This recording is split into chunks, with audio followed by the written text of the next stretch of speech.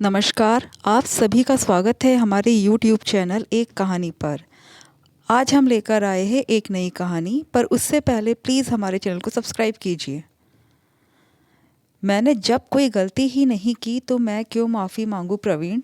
तुम्हारे माता पिता के ईगो को संतुष्ट करने का सारा ठेका मैंने नहीं ले रखा। थोड़ा झुक जाओगी तो कोई कमर में मोच नहीं आ जाएगी तुम्हारे। तुम भी बस अपनी नाक ऊँची रखना चाहती हो। बड़े बुजुर्ग हैं, अगर तुम्हारे माफ़ी मांगने से संतुष्ट हो जाते हैं तो हर्ज क्या है। ऐसी कैसी संतुष्टि जो अपने ही घर की बहू को सबके सामने जलील करके मिलती है। पहले तो सिर्फ गलती करते थे और मुझे ही कसूरवार ठहराते थे, पर जब मैं उनके ताने चुपचाप सुन लेती थी। लेकिन अब चोरी का इल्ज़ाम भी, और तुम कह रहे हो कि जो कसूर मैंने किया ही नहीं उसके लिए माफ़ी मांगूं। जब मैंने चोरी की ही नहीं तो मैं क्यों माफ़ी मांगूं। मैं माफ़ी नहीं मांगूंगी। तो तुम्हारा यह आखिरी फैसला है? हाँ, यही मेरा आखिरी फैसला है। तो ठीक है, अब जो होगा उसे तुम अकेले ही भुगतना, कहकर प्रवीण गुस्से में ज़ोर से दरवाज़ा पटकता हुआ कमरे के बाहर निकल गया। वर्षा ने उसे रोकने की कोशिश भी नहीं की। पता है कि बाहर जाकर उसके माता पिता को फ़ोन लगाया जाएगा, पर अब वो भी तैयार थी। वर्षा की प्रवीण से शादी हुए 3 महीने ही हुए हैं। ससुराल में प्रवीण और वर्षा के अलावा सास ससुर, देवर रमेश और ननद रितु है। लेकिन इन 3 महीनों में सासू माँ ने वर्षा की नाक में दम करके रख दिया। बात कुछ भी नहीं थी, वही छोटे मोटे किस्से हैं जहाँ ससुराल शास्त्र के अनुसार हमेशा गलती बहू नामक प्राणी की ही होती है। अब सासू माँ गैस पर खुद ही दूध रख के भूल जाती है, लेकिन जब दूध उफन जाता है तो उसके लिए बहू को गलत ठहराया जाता है। अब भला बहू को कमरे में कैसे पता चले कि सासू माँ रसोई में दूध रख कर छोड़ आई है। पूरे परिवार को सारे काम हॉल में ही करने हैं। अब हॉल बिखरेगा नहीं तो और क्या होगा। फिर जब कोई मेहमान अचानक से आ जाए तो बहू को ही 10 ताने सुनाए जाते हैं कि इसे साफ सफाई का बिल्कुल भी चाव ही नहीं है। पूरा घर बिखरा रहता है। 2-3 बार वर्षा ने प्रवीण से कहा भी, लेकिन प्रवीण यही समझाता कि माँ को भूलने की आदत है, ध्यान मत दिया करो। लेकिन आज सासू माँ की आदत है, वो कोई भी सामान रखकर भूल जाती है और उसके बाद घर में हंगामा कर देती है। पहले तक तो यही बोलती थी कि पता नहीं मेरा सामान कहाँ कहाँ रख देते हो, लेकिन आज एक 100 रुपये की क्या औकात, अपनी ही बहू पर चोरी का इल्ज़ाम लगा दिया। और ससुर जी ने भी इस चीज़ में अपनी पत्नी को समझाने की जगह उनका साथ दिया। हुआ यूँ कि आज मौसी सास घर पर आई थी, उनके साथ उनकी बहू भी थी। तो रिवाज के अनुसार मौसी की बहू ने सासू माँ के हाथ में 100 रुपये रखे और उनके पैर दबाए। उसके बाद सब लोग बातचीत करने बैठ गए। 2-3 घंटे रुककर मौसी अपनी बहू के साथ रवाना हो गई। शाम को बाहर चाट वाला आया तो रितु ने सासू माँ से पैसे मांगे। आलस के मारे सासू माँ अपने कमरे तक नहीं गई और वही वो 100 रुपये का नोट ढूंढने लगी जो मौसी सास की बहू देकर गई थी।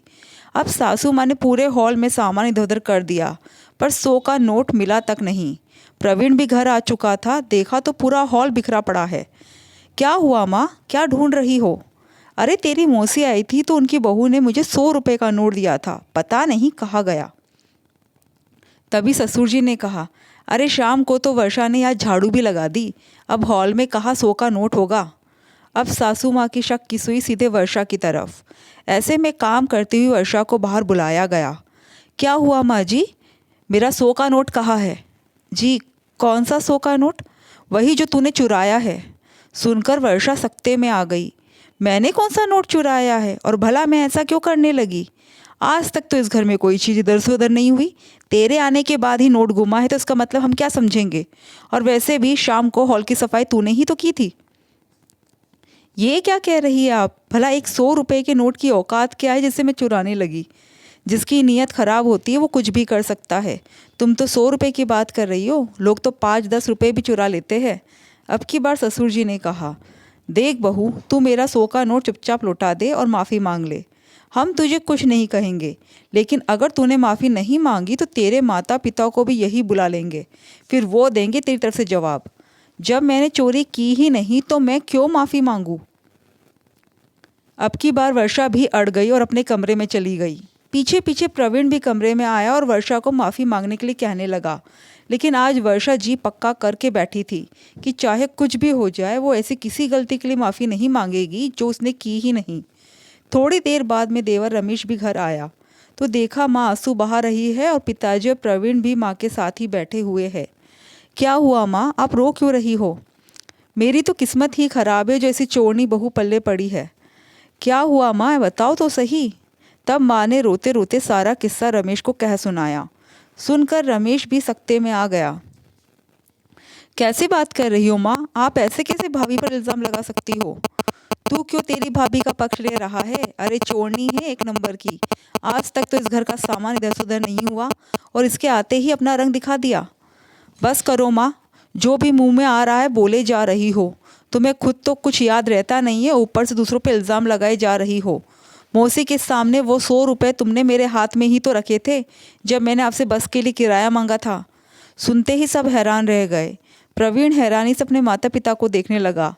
अब बेटे से किस तरह नज़रें मिलाए तो सासू माँ अपने मगरमच्छी आंसुओं को लेकर अपनी नज़रें नीची कर चुपचाप अपने कमरे में चली गई। पीछे पीछे ससुर जी भी चलते बने, लेकिन दोनों में से किसी एक बंदे से भी ऐसा नहीं हुआ कि उठकर वर्षा से माफ़ी तो मांग ले।